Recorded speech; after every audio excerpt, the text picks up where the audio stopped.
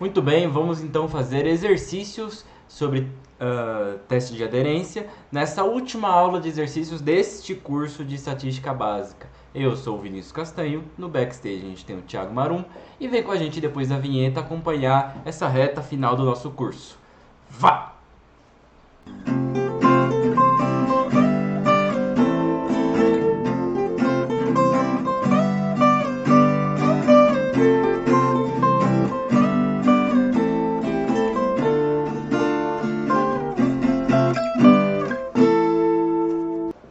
Primeiramente, sejam muito bem-vindos, vocês estão no Educacional THM, diretamente do estúdio da banda.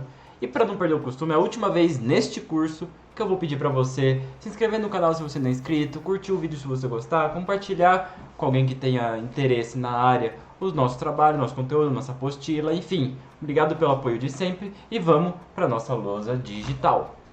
E o exercício hoje, referente a teste de aderência, diz o seguinte: considere que um dado é lançado 600 vezes. Por quê? Não vem ao caso. Os resultados são expostos na tabela abaixo. Então, para o valor 1 saiu 92 vezes, o valor 2 121 e assim por diante. Deseja saber ao nível de 5% de significância se o dado pode ser considerado honesto ou não a partir dos valores observados. Muito bem, se você nos acompanhou no curso de probabilidade, que está nesse mesmo canal do YouTube, você vai lembrar uma coisinha chamada distribuição discreta. Se você não acompanhou, eu convido você a acompanhar a nossa playlist de teoria das probabilidades. E a nossa função, nossa distribuição discreta, tem um f, que seria a frequência, e num caso ideal ali, deixa eu só mudar a caneta, num caso ideal de um dado honesto, eu tenho os valores de 1 a 6, correto? 1, 2, 3, 4, 5, 6. E nesse cenário ideal, seria muito intuitivo esperar que de 600 lançamentos caísse 100 uns, 100 2, 100 3, 100 4, 100 5 e 100 6. Porque a probabilidade de cair um número é 1/6. Dessa forma, para 600 lançamentos, nós temos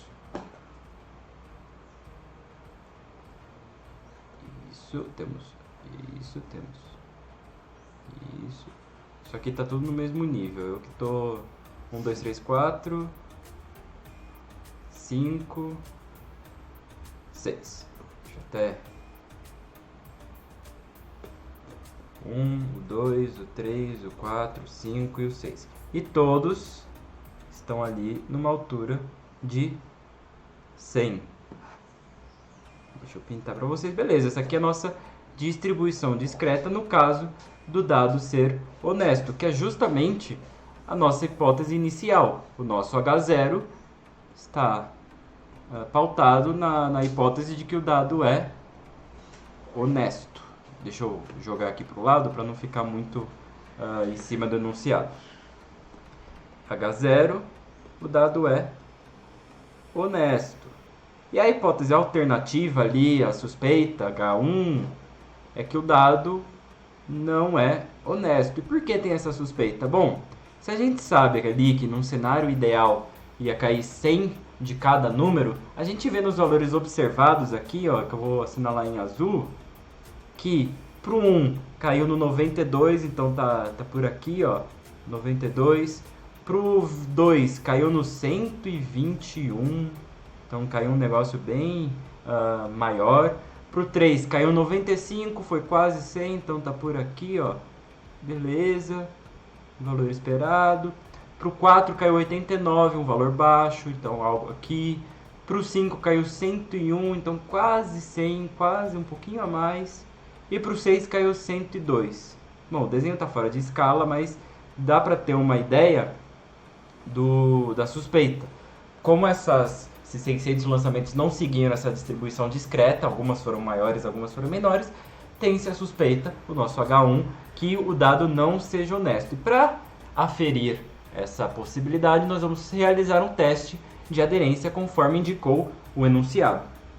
Bom, para começar, você viu na última aula que em teste de aderência, a última aula com o Thiago, a gente precisa analisar o valor observado, que é a nossa coluna O, o valor esperado, que é essa coluna adicionada, e também uma diferença ali, uma continha de o valor esperado menos o observado elevado ao quadrado dividido pelo esperado. Uma continha que a gente vai usar ali na hora de fazer o teste. Bom, como eu já disse, o valor esperado para cada número é 100, porque é 1/6 de 600 lançamentos, 100 para cada face do dado. E se você realizar essa continha para cada uma das colunas, ou seja, 92 menos 100 elevado ao quadrado dividido por 100, vai dar 0,64, para o 2 vai dar 441 e assim por diante. Temos a nossa tabelinha ali que você faz rapidinho no Excel ou na mão ou em qualquer outro software. Bom, em posse desses dados, nós temos que calcular, como todo bom teste de hipótese, um valor amostral e um valor crítico. Nosso valor amostral é dado por uma Q quadrado. E o que é essa Q quadrado? É a somatória desses valores aqui. Desses valores que eu vou indicar com a setinha. Mais fácil, melhor do que fazer uma coluna. Bom, então seria 0,64 mais 4,41 mais 0,25 mais 1,21 mais 0,01 mais 0,04. Somando todos esses valores, você vai chegar que o nosso valor amostral é igual a 6,56. Muito bem, mas temos também que encontrar o valor crítico. E o nosso valor crítico é dado por uma Q quadrado de... deixa eu botar aqui quadrado de n-1 graus de liberdade e α% de significância. Ou seja, n-1 nós temos 6 elementos, então vai ser aqui quadrado de 5, e o nosso alfa é 5%, então aqui de 5%, que dá 11,07. E aí perceba que o valor amostral é menor que o valor crítico, e portanto eu não rejeito H0. Ou seja, tem evidências estatísticas para... não tem evidências estatísticas para afirmar que o dado é desonesto ao nível de 5% de significância. Muito bem, então esse foi o resultado do nosso teste, um teste ali um pouco mais dinâmico, mas, como você viu na última aula, também tem o caso de um teste de aderência em tabela de contingência, que é justamente o nosso próximo exercício. E ele está aqui do lado, e seu enunciado é o seguinte: um problema comum ao teste de aderência é testar a efetividade de certos medicamentos em pacientes. Seja um ensaio medicinal, no qual são testados o princípio ativo de um medicamento e um placebo, obtém-se a seguinte tabela. Então temos ali pessoas que melhoram com placebo, pessoas que melhoram com princípio ativo, pessoas que não melhoram com placebo e nem com princípio ativo. Faça um teste de independência em tabela de contingência. Ao nível de 5% de significância, com base nos dados obtidos, podemos dizer que o remédio funciona? Muito bem, temos ali um ensaio medicinal e aí a gente vai aplicar a estatística, uma das grandes aplicações de estatística é realmente a área medicinal, a área biológica, para aferir se o remédio funciona ou não. Para começar, vamos calcular a soma dos pares, assim se eu posso dizer. Ou seja, pessoas que melhoram, nós temos 35 mais 73, então vai dar ali 108. Nossa, deixa eu melhorar esse 8. Pronto, 8. Pessoas que não melhoram é 28 mais 32, então vai dar 60. Beleza, temos aqui a soma em relação à melhoria ou não. Bom, no caso do placebo, nós temos 35 mais 28, vai dar 55 mais 8, vai dar 63. E no caso do princípio ativo, 73 mais 32 vai dar 105. Se você somar tudo, vai dar 168 pessoas. Muito bem. O próximo passo é calcular o nosso valor esperado, pois aqui temos apenas os valores observados. No caso de um teste de dependência de tabela de contingência, o valor esperado é dado por essa expressão. O valor esperado na linha I, coluna J, é dado por N, ou seja, a quantidade de elementos da minha amostra, multiplicado por NI, quantidade de elementos da minha linha, dividido por N, multiplicado por NJ, quantidade de elementos da minha coluna, dividido por N. E aí você vai ter que fazer essa continha para cada parzinho ali de I e J. No caso de E11, nós temos 40,5.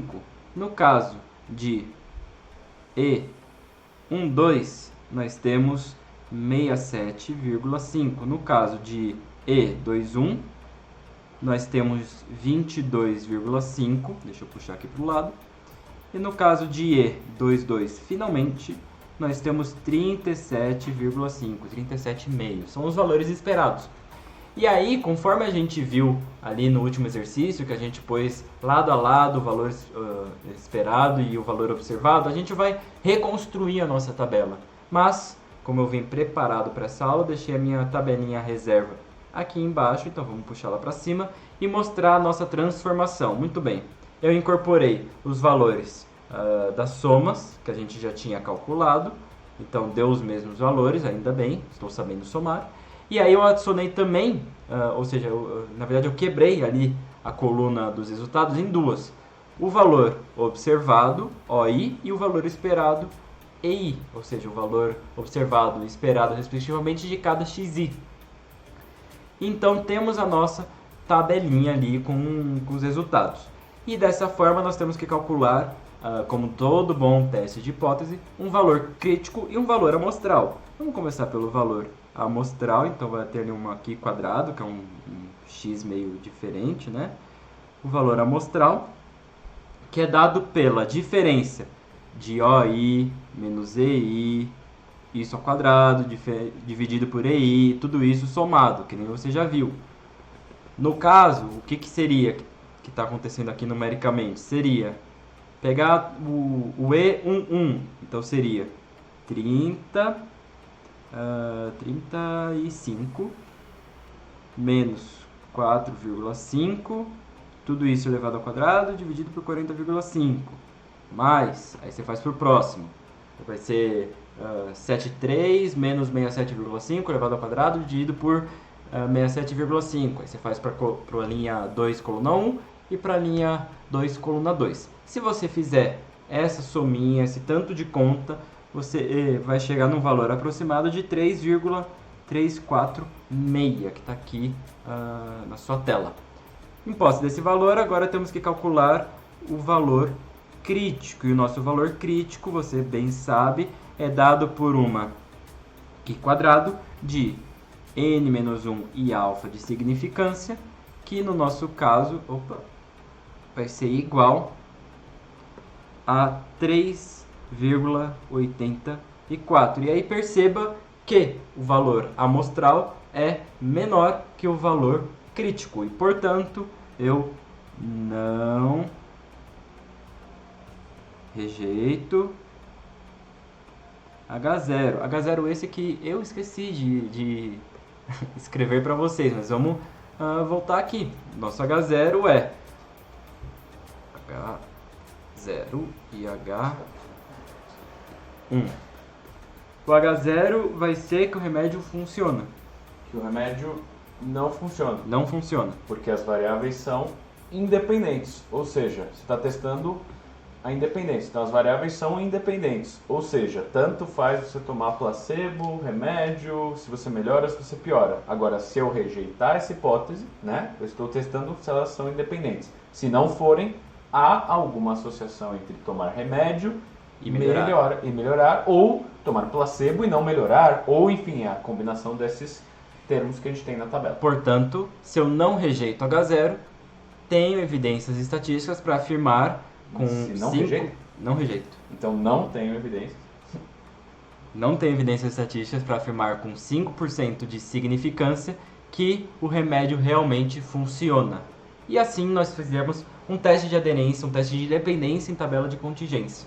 E aí a gente volta para o estúdio da banda. Depois desse longo curso aí de quase... essa é a aula 39, a gente ainda vai ter uma despedida na aula 40, mas eu me despeço aqui enquanto resolvedor de exercícios, assim eu posso falar. E encontro vocês aí na próxima aula. Espero que vocês tenham gostado do curso, mas a gente conversa um pouco mais no próximo vídeo. Então, até lá!